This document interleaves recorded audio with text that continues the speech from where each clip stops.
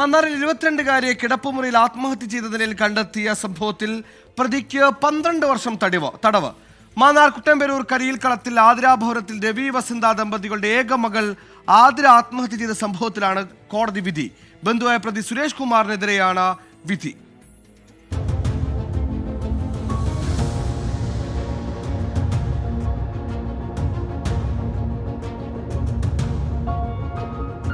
ആതിരയുടെ അയൽവാസിയും നിരവധി ക്രിമിനൽ കേസിലെ പ്രതിയുമായ കരിയിൽക്കളത്തിൽ സുരേഷ് കുമാറിനെയാണ് ആത്മഹത്യാ പ്രേരണയ്ക്ക് 12 വർഷം തടവും 1,20,000 രൂപ പിഴയും ചെങ്ങന്നൂർ അസിസ്റ്റന്റ് സെഷൻസ് കോടതി വിധിച്ചത്.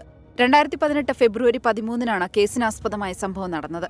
അയൽവാസിയും ബന്ധുവുമായ സുരേഷുമായി ആതിര അടുപ്പത്തിലാണെന്നറിഞ്ഞ മാതാപിതാക്കൾ ഭാര്യയും കുട്ടികളുമുള്ള സുരേഷുമായുള്ള ബന്ധം വിലക്കുകയും തുടർന്ന് ആതിരയ്ക്ക് മറ്റു വിവാഹാലോചനകൾ നടത്തുകയും ചെയ്തു.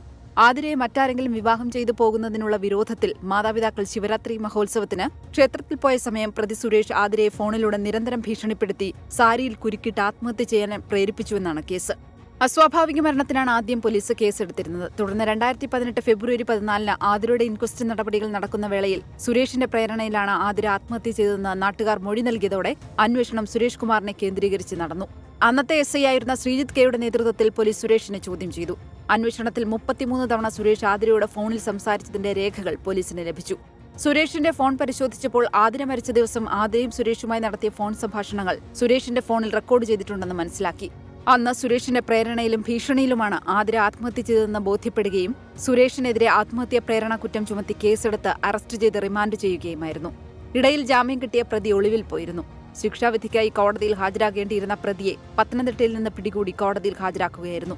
മാന്നാർ SHO അഭിലാഷ് MC, CPOമാരായ ഫിർദൌസ്, അൻസാർ, നിസാം എന്നിവരടങ്ങിയ പോലീസ് സംഘമാണ് പ്രതിയെ പിടികൂടിയത്. 24 ആലപ്പുഴ.